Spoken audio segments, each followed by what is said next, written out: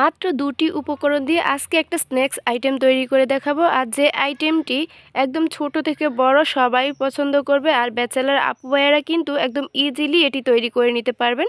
আসসালামু আলাইকুম everyone, welcome back to my kitchen. কেমন আছেন সবাই? আশা করছি আল্লাহর রহমতে অনেক ভালো আছেন।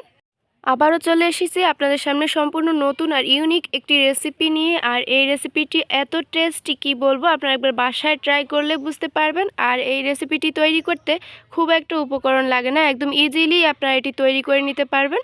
তো চলুন শেয়ার করছি কিভাবে আপনারা এটি তৈরি করবেন। প্রথমে আমি এখানে একটা মিক্সিং বল নিয়েছি, আর এখানে আমি 1 কাপ পরিমাণ সেদ্ধ করা আলু নিয়েছি।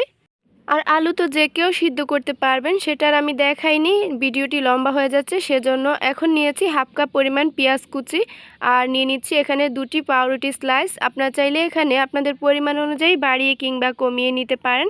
এখন দেখতে পাচ্ছেন আরও কিছু ইনগ্রেডিয়েন্টস অ্যাড করে দিচ্ছি। এখানে টমেটো সস নিয়েছি, এখানে 1 টেবিল চামচ পরিমাণ বিট লবণ দিয়ে দিচ্ছি, 1 চা চামচ পরিমাণ নর্মাল লবণ দিয়ে দিয়েছি, হাফ চা চামচ পরিমাণ হলুদ গুঁড়া দিয়ে দিচ্ছি, হাফ চা চামচ পরিমাণ এখানে আরও জিরা ধনিয়ার গুঁড়া মিলিয়ে নিয়েছি, হাফ চা চামচ পরিমাণ গরম মশলা ইউজ করেছি, হাফ চা চামচ পরিমাণ ঝালের জন্য ব্যবহার করছি চিলি ফ্লেক্স, এখানে 1 চা চামচ পরিমাণ। আপনারা চাইলে চিলি ফ্লেক্স স্কিপ করতে পারেন, আপনারা এখানে কাঁচা মরিচও ইউজ করতে পারেন।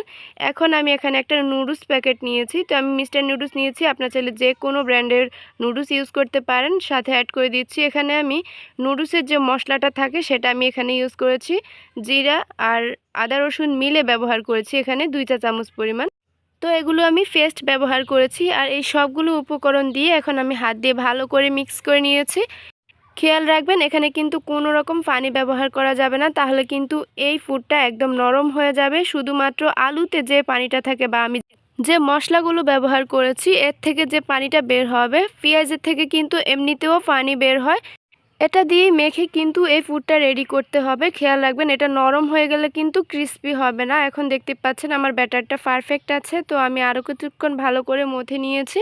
এখন আমি একটা ডো তৈরি করে নিচ্ছি এইভাবেই, বা আরও কিছুক্ষণ মথে। আপনাদের ব্যাটারটি যদি নরম মনে হয় তাহলে এখানে আপনারা 1 চা চামচ পরিমাণ এখানে চালের গুঁড়া ইউজ করতে পারেন। তো এখন আমি ডোটা তৈরি করে নিয়েছি, ছোট করে লিচি কেটে এভাবে আমি চ্যাপটা করে নিচ্ছি, কাবাব আমরা যেভাবে শেপ দিয়ে নিই সেভাবে। তো আমি যে নুডলস প্যাকেটটি নিয়েছিলাম সেগুলো আমি ভেঙে এখানে গুঁড়া করে নিচ্ছি।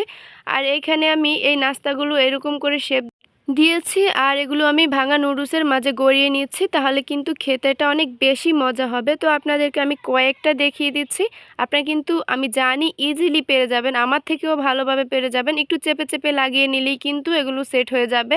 তো আবারও আমি একটা লিচি নিয়ে এখানে সামান্য পরিমাণ, আপনারা কতটুকু সাইজের করতে চান সেটা কিন্তু আপনাদের উপর ডিপেন্ড করবে, তবে বেশি বড় একটা দিলে এটা ভেতর থেকে ক্রিস্পি হবে না, একটু মাঝারি সাইজের কোয়ালিটি হতে হবে। তো ফাইনালি আমার সবগুলো রেডি হয়ে গিয়েছে। চলে এসেছি কিচেনে, আমি এখানে 1 কাপ পরিমাণ তেল মিডিয়াম হিটে গরম করে নিয়েছি। দেখতেই পাচ্ছেন একদম হাই হিটে রাখতে যাবেন না, নয়তো এই নাস্তাগুলো কিন্তু ভেতর থেকে সেদ্ধ হবে না, উপরে লেয়ারটা একদম পুড়ে যাবে বা দ্রুত কালার চলে আসবে, কিন্তু ভেতরে একদম ক্রিস্পি হবে না। আর এই নুডলসে দেওয়ার কারণে কিন্তু এই স্ন্যাক্সটি কিন্তু একটু বেশি মজা হয়। অবশ্যই এটি কিন্তু সুন্দরভাবে সেট করবেন, তাহলে খুলে যাবে না। আপনারা দেখতেই পাচ্ছেন আমি সুন্দর করে মোটামুটি একটা সাইড আমি 3 মিনিটের মতো রেখেছিলাম, আর একটা সাইড উল্টে দিয়েছি, একদম লালচে করে আমি এগুলো ভেজে নিচ্ছি। টোটালি একটা লেয়ার হতে আমার 5 মিনিটের মতো সময় লেগেছিল। 5 মিনিট পর দেখতেই পাচ্ছেন মাশাল্লাহ আমার এই নাস্তাগুলো সুন্দর একটা কালার চলে এসেছে। আর এখন একটা স্ট্রেনারের সাহায্যে আমি এগুলো ছেঁকে নিচ্ছি, তেল থেকে জড়িয়ে নিচ্ছি। আমি এটা একটা কিচেন টিস্যুর উপর রাখলে এই এক্সট্রা যে তেলটা আছে সেটা ঝরে যাবে। একইভাবে আমি বাকি সবগুলো ভেজে নিচ্ছি। তো আমি এটা কিন্তু 3টি লেয়ার করেছিলাম, আমার অনেকগুলো নাস্তা হয়ে গিয়েছে। আপনার চাইলে এভাবেও কিন্তু ফ্রোজেন করে রাখতে পারেন, মানে পুরো 5 মিনিট না ভেজে আপনারা 2 মিনিট ভেজেই কিন্তু এটা রেখে দিতে পারেন, পরে বাকি একটু ভেজে একদম লালচে করে নিলেই কিন্তু এটা আপনার তৈরি হয়ে যাবে। আপনারা এভাবেও ফ্রোজেন করে রাখতে পারেন। এখন আমি এটা সস আর সালাদ দুটি দিয়ে কিন্তু এটি সার্ভ করছি। আপনারা চাইলে যে কোনো একটি দিয়ে সার্ভ করতে পারেন, তবে খালিও খেতে পারেন, কোনো টেস্টের হেরফের হবে না, টেস্ট কিন্তু পারফেক্টই থাকবে। আপনার কিন্তু আপনাদের স্বাদের জন্য এটি ইউজ করতে পারেন।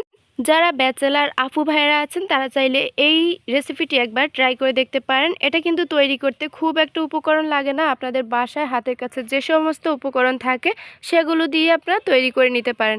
এখন একটু ভেঙে শেয়ার করছি, দেখতেই পাচ্ছেন কেমন হয়েছে। তো আজকের মতো এখানেই বিদায় নিচ্ছি, আল্লাহ হাফেজ।